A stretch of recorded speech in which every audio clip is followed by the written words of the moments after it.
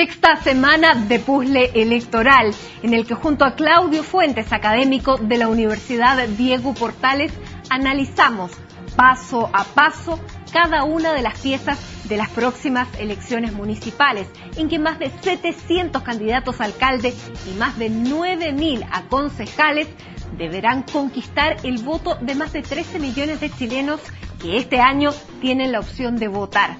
¿Cómo seducir, convencer, entusiasmar y ganarse la confianza de los electores? En definitiva, ¿cómo se hace una estrategia de campaña? De eso vamos a hablar en esta edición. Bienvenidos a Puzzle Electoral.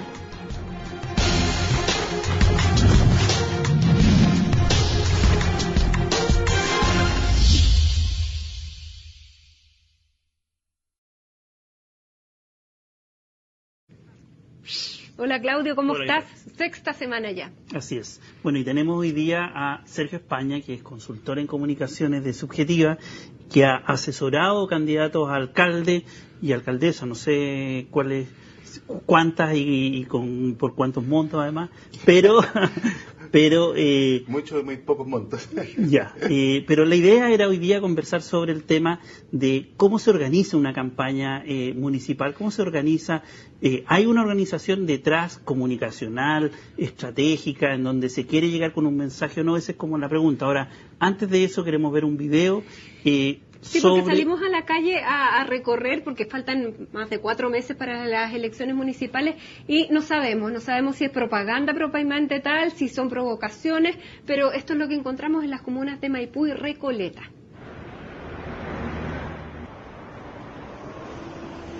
Ahí está Michelle Bachelet con Cristian Vittori, que es el que postula como reemplazante de Alberto Undurraga. Y ahí vemos en Recoleta Gonzalo Cornejo dando un feliz Día de la Madre. Eso, claro, podríamos ver si es o no campaña. Veamos qué piensa la gente que vive en esas comunas sobre estas gigantografías. Horrible. A mí también. Que ensucien las calles y después ya no las sacan. Muy anticipado. Ensuciar la ciudad no va, como todo. Nadie para esto. Es que no corresponde porque está, no sé, pues, súper fuera de tiempo esta cuestión. Mal, pues, mal. Están acaparando campaña ante tiempo, nada más. Bueno, no genera un efecto positivo claramente, pero ¿se trata de campaña propiamente tal? Es que es importante aclarar qué entendemos por campaña. Si lo que estamos hablando es de una campaña propagandística, de afiche, es claramente una campaña. Ahora, si tú me preguntas si es una campaña política con mira a una elección, yo digo que no están instaladas todavía las campañas municipales. Porque, bueno, lo que se pretende buscar es el voto de los indecisos y en esta elección, mucho más que los indecisos, esa gran cantidad de gente que está inscrita, que antes no estaba, que es más o menos 5,2 millones de personas. Pero las campañas trabajan sobre la indecisión, ¿o no? Absolutamente. Una campaña lo que busca es, primero, ratificar la adhesión que tú ya tienes y segundo, lo que no tienes. En esa prioridad. Entonces, por ejemplo, ustedes trabajaron, estos son datos de la campaña presidencial pasada, lo que ocurría a octubre del año 2009. La última elección con la modalidad de la inscripción voluntaria. Entonces, era interesante el ejercicio que hicimos, que fundamentalmente lo que apuntaba era a determinar, y ahí tomamos las encuestas que hace Subjetiva con la Corporación Giro País, la proporción de personas indecisas a octubre del año 2009, o sea, 3 meses antes de la campaña, y te das cuenta de que el espacio que hay para captar indeciso era muy escaso, el margen era muy claro, en octubre de 2009. Entonces, ahí tiene hombre-mujer, y aquí tiene la proporción, los más indecisos eran las personas de mayor edad. Entonces tiene un espacio muy escaso de maniobra. Entonces la pregunta es cuánto aportaron las campañas a esa decisión. Son también personas fundamentalmente los estratos más bajos, los más pobres. Entonces es a ese público el que apunta, que es bastante bajo. Veamos, ¿a quién le ayudó la campaña a ganar más votos? Es una pregunta que hicimos nosotros para tener la percepción de cuánto cree la gente que se ve las campañas, ¿no es cierto?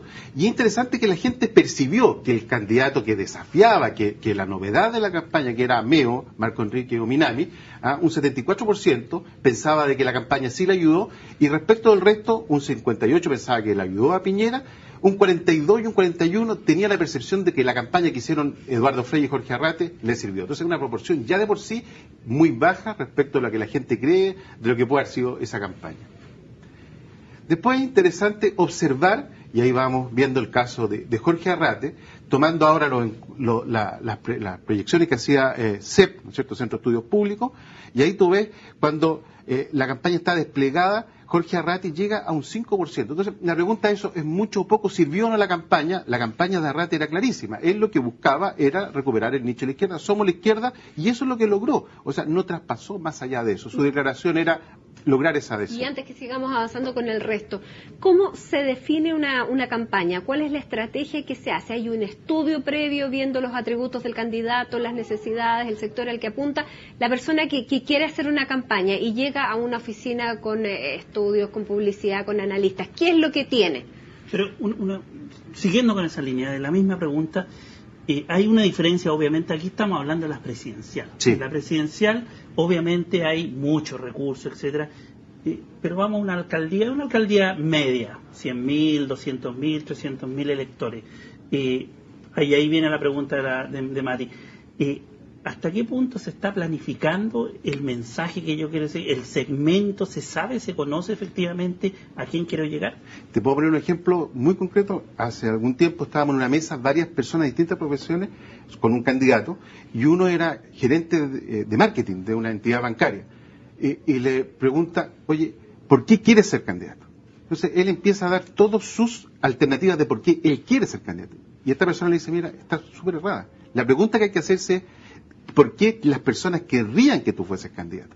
Y esa es la pregunta inicial y que hace que hoy día, en mi modesta opinión, la verdad que planificación de campaña me parece que no es el común, ni a nivel presidencial, ni a nivel parlamentario, ni a nivel local. Lo que hay es la intención de una persona que quiere ser candidato, que tiene una idea y que de distintas maneras, que no conversan entre sí, a nivel territorial hay una campaña, a nivel político hay una campaña y a nivel publicitario se desarrolla. O sea, no hay planificación de el concepto que la ciudadanía quiere respecto de mí. Insisto y que respecto en la opinión, en la experiencia mía, en lo que uno ha podido en estos años recabar, es que son tres caminos que van por separado y por lo tanto no conversan y no hay esa definición de por qué las personas de Renca, de Maipú, de Conchalí quisieran que yo fuese candidato a alcalde o concejal. No hay o ningún estudio, ninguna encuesta. Si es que lo hay, generalmente son ratificatorias de alguna idea que ya está preconcebida. Y eso es mortal, porque al final es testear algo que uno tiene y no realmente descubrir, y creo que esto va a ser central en las elecciones que vienen. Como nunca antes, estas elecciones van a ser el ejercicio de captación más grande de votación, quizás solo comparable con el año 88 y 89. Y eso quería preguntarte, porque tú señalabas que acá era la búsqueda del indeciso. Yo creo que estas elecciones pasadas, y no es comparable con lo que va a hacer ahora por distintas razones, pero esta y los datos que estamos mostrando lo ratifican. Lo que fue es afirmar lo que tenía. Okay. Pero Mira, por ejemplo acá. Aquí Arrate, mira, sí, es muy decidor. Somos la izquierda. Y después es el segundo llamado, ¿no? Marca la diferencia, somos la izquierda. Y lo que hace Arrate es posicionarse en el electorado de izquierda. La pregunta es, ¿con o sin campaña?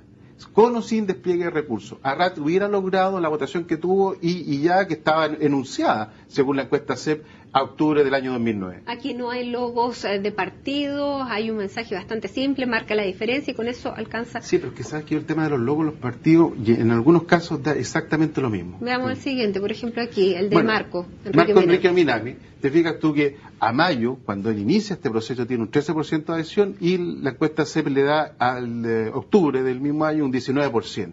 Sigue el cambio. O sea, es una campaña que logra, obviamente, capturar un electorado de los indecisos o personas que eran votantes tradicionales de la Concertación y logra capturar ese electorado. Pero un espacio súper acotado, tampoco tiene un crecimiento muy espectacular y realmente nunca puso en riesgo la posibilidad del candidato concertacionista. Sigamos con el candidato concertacionista. Bueno, y aquí tenemos quizás el peor ejemplo, porque a mayo del año 2009, siguiendo a CEP, el expresidente Frei tenía un 30% y a octubre baja un 26%. Y claramente la campaña no ayudó a ese efecto. Y prueba de eso que hubieron muchas diferencias internas. Pero, por ejemplo, analizando este afiche, vamos a vivir mejor, la cara del candidato, el nombre Frey, no está en la identificación del partido. ¿Era un buen elemento gráfico? Claramente, sigo insistiendo que el tema del elemento gráfico me parece secundario, me parece que el vamos a vivir mejor en un candidato que además es muy interesante porque la última parte de la campaña lo que hace es anclarse de todas partes de Michelle Bachelet. Entonces es muy contradictorio decir vamos a vivir mejor y por otra parte la campaña pública, las entrevistas en este canal, en toda la prensa era yo soy el continuador de Michelle Bachelet y yo estoy viendo el otro y dice pero vamos a vivir mejor. Entonces quiere decir que estamos viendo mal. Sergio, pero el fin de semana la Democracia Cristiana en su consejo presenta la campaña municipal y dice el partido, creo que es el partido que une a Chile. Y por lo tanto el partido le dice a los alcaldes, aquí está nuestra campaña. Y sale con la idea del concepto de unidad. ¿Cuánto de los alcaldes toman de ese concepto y lo utilizan en terreno? O sea, yo haría la pregunta, y no tengo la respuesta, pero me imagino que habrán sido consultados, habría habido un diagnóstico que hubiera considerado, o habrá sido hecho de la manera tradicional, que se juntaron un par de dirigentes, algunos asesores, algunos expertos en estos temas, y definieron que primero Chile está dividido, que la democracia cristiana tiene la posibilidad de unir a Chile. Dos supuestos al menos arriesgados. Y ahora, bueno, ¿qué pasa cuando la ciudadanía básicamente le da un castigo en las encuestas a lo que son los partidos? Es una ciudadanía que está mucho más independiente, que hemos hablado mucho, que se ha empoderado mucho, que no obedece, digamos, a la política partidista tradicional. Esta va a ser una campaña súper distinta, entonces.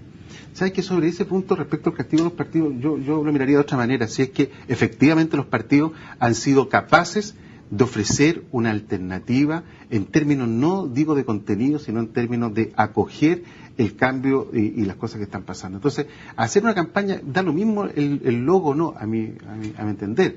Puede que evidentemente hay un castigo, pero tampoco son, y hay 4 ejemplos, ejes que sean tan potentes que uno diga, hay algo acá que me hace mover. Bueno, de estas estrategias vamos a seguir conversando en el siguiente bloque. Hacemos la primera pausa aquí en Puzzle Electoral. Recuerden enviarnos sus preguntas al correo municipales@cnnchile.com. Volvemos luego de un minuto, no se vayan.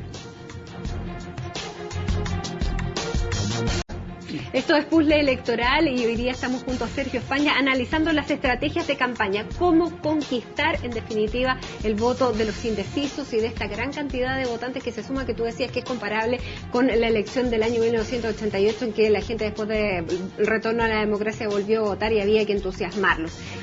Solo una acotación, que sí. Hoy día los indecisos son fundamentalmente la gran masa de personas que se han incorporado. Claro, un 40% más que se agregó al padrón. Y que son fundamentalmente indecisos porque son personas que nunca se... Y habíamos visto cómo había funcionado las campañas anteriormente y este era el último caso que nos quedaba de la secuencia anterior.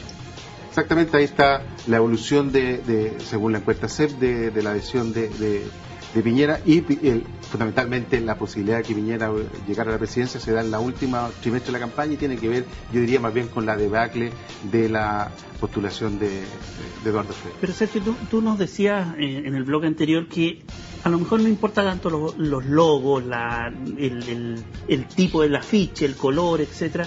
¿Qué es lo que importa? O sea, porque por otro lado también vemos que estos candidatos, ya sea alcalde o ya sea presidencial, construyen cierto relato, cierto mensaje, o sea, tratan de ir proyectando una idea, un concepto que quieren durante la campaña, ¿o no?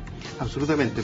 Dos cosas. Primero, un relato es distinto de una idea, ¿cierto? El relato te permite, en definitiva, que está tan de moda, pero yo creo que efectivamente tiene la vital importancia, cómo tú logras articular distintos conceptos de manera que hagan sentido a una realidad, en este caso del votante. Y eso yo creo que es el mayor déficit que tienen las campañas de concejal, de alcalde, de parlamentario y de presidente. Y en esta campaña que la gente que está más desvinculada a los partidos políticos, los candidatos se van a alejar aún más de los mensajes tradicionales de los partidos. ¿Cómo lo ves tú? ¿Cómo lo van a tomar ellos? Lo que pasa es que, insisto, los mensajes tradicionales de los partidos son fundamentalmente el eslogan.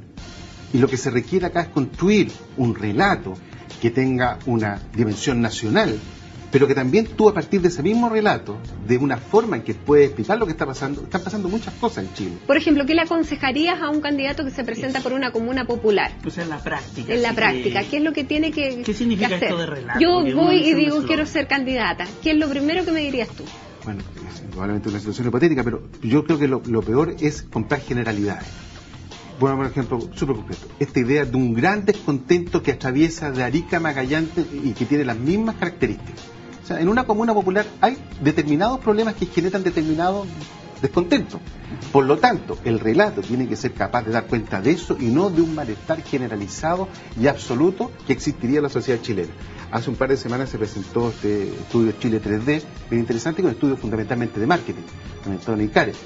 Y los datos señalan algo que a algunos todavía les sorprende, pero a quienes lo han seguido no, es respecto de los niveles que las personas declaran de felicidad y de estrés. Este es un país que tiene efectivamente problemas, pero tiene una percepción todavía súper optimista respecto a su futuro. Entonces, si tú estructuras una campaña, primero, desde el descontento, segundo, que ese descontento es el mismo entre Aysén y Calama, claramente la campaña a nivel local no te va a funcionar. Tú tienes que claramente construir un relato que sea capaz de dar cuenta de los problemas, pero con una Pero entonces eso significa que un alcalde que está sufriendo los olores y la basura va a centrarse, yo le voy a resolver ese problema a usted. Ese tiene, es como tiene que resolver el problema, tiene que centrar la campaña en los problemas, pero también tiene que dar una visión de la solución que sea obviamente más de carácter más general.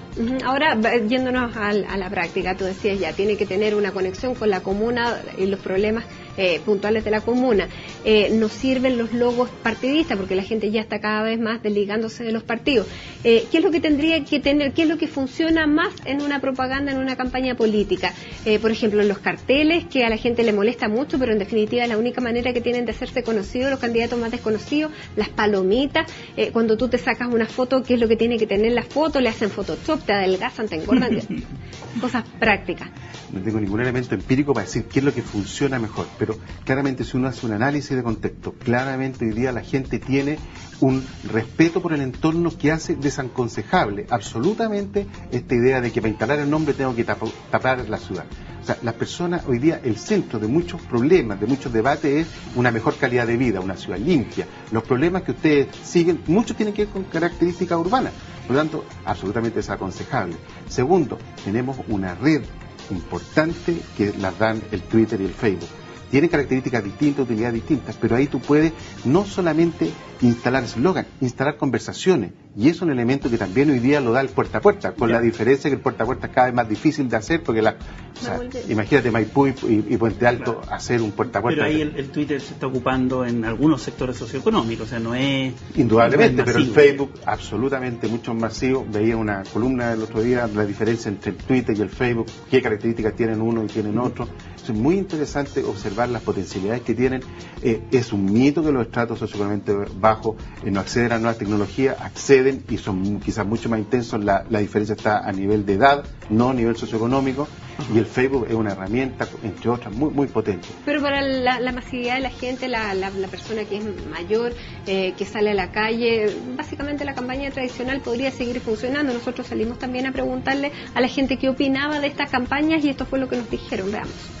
Le doy todo el valor porque informa todo, pero aún así es fome, latera, contamina, soy publicista, ¿cachai? No me llama para nada la atención, muy pocas campañas me llaman la atención en general, pero eso es fome, latera, los mismos viejos de siempre. Ojalá que ahora con la nueva ley electoral aparezcan y voten, aparezcan nuevos tipos, nuevas ideas, ojalá. No doy ninguna importancia a la propaganda porque todo lo que dicen después desmienten todo. Hasta los colores son feos, los mismos colores de siempre, las mismas palomitas contaminando, ¿cachai? Al lado de un árbol, hasta eso es latero. Sí, sí los veo, pero fuera que eso que muchas veces los afiches lo colocan en partes que no son adecuadas, ¿me entiendes? Y están propensos a tantos afiches colgantes que puede haber un accidente en cualquier momento por irse fijando uno. No, en mi caso particular no lo cambio porque ya tengo decidido por varios parámetros en realidad. Pero hablemos de que no todo el mundo que vota tiene los estudios que yo tengo sin desmerecer a la gente que no los tiene. Entonces eso es como susceptible de cada una de las personas y es vulnerable el personaje que no tiene mayor conocimiento de cada uno de los candidatos o ya sea de los hechos que nos inundan en este minuto en nuestro país en comparación a lo internacional. Parece que sirve muy poco. Parece que no sirve nada entonces, porque de acuerdo a la gente estamos con problemas en términos de que mucha propaganda no está sirviendo. ¿Qué hay que hacer entonces? A ver, primero hay un tema de fondo que la gente no tiene nada con la política, pero yo creo que sirve en la medida que instala un nombre, pero no puedes abusar. Tienes que instalar el nombre, pero no seguir los 3-4 meses de campaña llenando la ciudad con papeles. Hay que ser más creativo. Tú hablabas que después del movimiento de los estudiantes todas las cosas cambiaron, se ve más creatividad en la calle, ya no sirve la misma palomita, no sirve el mismo afiche. Bueno, de eso vamos a seguir conversando en el siguiente bloque. No se vayan, ya volvemos. Esto es Puzzle Electoral. Estábamos hablando de las campañas y de cuán creativos tienen que ser ahora los candidatos a alcaldes y a concejales a partir de estos nuevos movimientos sociales que han invadido la ciudad, la sociedad. ¿Cómo tienen que ser? Lo que pasa es que particularmente los estudiantes y también las regiones pusieron un estándar muy alto, ¿cierto? Cuando veíamos unas 30, 40 Michael Jackson protestando o corriendo alrededor de la moneda en pos de su reivindicación. Entonces eso obliga a los candidatos primero a tener un concepto que sea coherente y que lo apliquen de distintas maneras. Y uno de esos tiene que ver con la intervención de la ciudad. Es la forma más creativa, no significa llegar con un camión con la mayor cantidad de potencia de watts para lograr el impacto. Eso te obliga a esa intervención mucho más amigable, menos invasiva. Pero en ese sentido, porque generalmente lo que vamos a ver, y eso después de, o sea, ya estamos viendo afiches, imagínate después de julio, o sea, en agosto vamos a tener las palomas, vamos a tener llena la ciudad de afiches. ¿Cómo un candidato o una candidata puede distinguirse con qué medios puede usar para ser más creativo? Porque en el fondo, si la demanda ciudadana es tú sé creativo, no me invadas, ¿qué se hace para llegar a notar? Claro. Absolutamente difícil, pero la ventaja y la diferencia va a estar en eso. Si tú tienes en una comuna un problema medioambiental, si tienes un vertedero, si tienes un problema de olores, o sea, articula una intervención urbana que te instale en ese lugar y que no signifique con un lienzo solamente sigue a denunciar, ¿cierto? No se me ocurre en este minuto cómo hacerlo, pero la clave está en la intervención, y no solo urbana, también digital. Otra experiencia que observamos a cada rato en las redes, cómo se interviene una publicidad y se incorpora el humor. Ajá. El humor en las campañas no existe en Chile. O sea, nadie se ríe de sí mismo y menos los políticos. Entonces es una herramienta poderosísima, entendida de la adecuada manera, para provocar lo que decía uno de los entrevistados, ¿cierto? Son fome, o sea, no me llama la atención. Esto no es un tema de ponerle más colores chillones. Que te manden mensajes en Facebook, en email, etcétera. No. ¿Ayuda? No. Las llamadas telefónicas. Todo lo que sea intervenir mi espacio va a tener castigo. O sea, cuando tú estás el día domingo a las 1:30 conversando con tu familia y dices, hola, soy Claudio Fuentes y te llamo para, o sea, lo más seguro es que no es un garabato. No hay que descartar nunca nada. Pero Rosa Aric. Lo ponía a colación porque se dio esto una casualidad. Y cómo esto se transformó en un elemento creativo en la campaña de Meo, no sé si recuerdo. Claro, en la campaña, no me acuerdo en cuál fue, por los tiempos que dispone el Consejo Nacional de Televisión. Ella sola alcanzaba. Decir, Rosa Aric.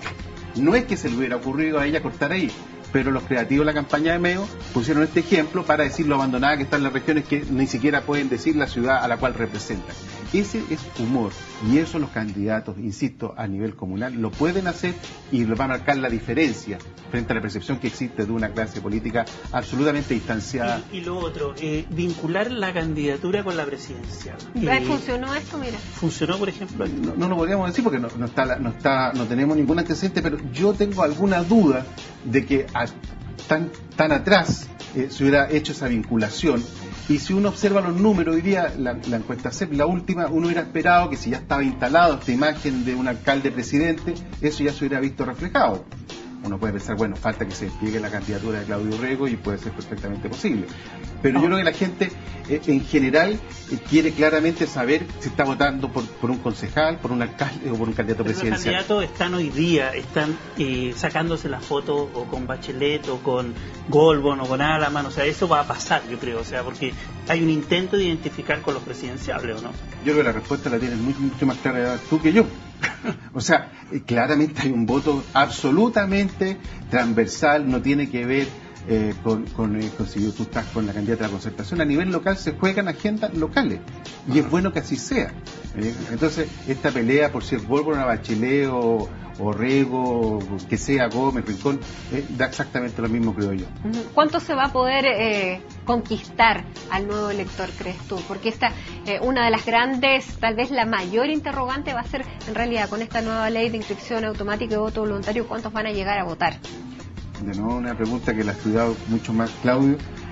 Creo de que los antecedentes que uno ha leído es que esta va a haber va a ser una campaña bastante distinta a la tradicional. Hay que movilizar, y por lo tanto todo lo que hemos estado hablando va a cobrar mayor sentido. ¿Por qué me tengo que levantar el día domingo a ir a votar en una elección que va a ser bastante caótica, se anticipa respecto de la ubicación de las mesas? Entonces, ¿qué es lo que hace que me motive? Claramente tiene que ver con la capacidad que tienen los alcaldes de esa movilización. O sea, marcar la diferencia. Hoy día hay que marcar la diferencia en términos de identificarse respecto con algo original, creativo, humorístico, incluso, creativo y no invasivo. Y no invasivo. Claro. Esas son las tareas para los candidatos. Estamos en el tiempo, se nos está acabando, pero esas fueron las tareas que quedaron clarísimas por lo demás para estos más de 700 candidatos que ya vamos a tener para alcaldes y más de 9.000 para concejales. Les volvemos a recordar que solamente hasta el 30 de junio hay plazo para cambiar la dirección electoral. Si ustedes están inscritos en una región y votan en otra, solamente tienen plazo hasta el 30 para ir a cambiar su dirección y poder votar en la zona en la que viven. Nosotros nos despedimos. Muchas gracias, Sergio. Muchas gracias a ustedes por el tiempo y la paciencia. Fue un gusto. Y nosotros nos encontramos la próxima semana aquí en Puzzle Electoral. No se vayan de nuestra sintonía, siguen las informaciones aquí en CNN.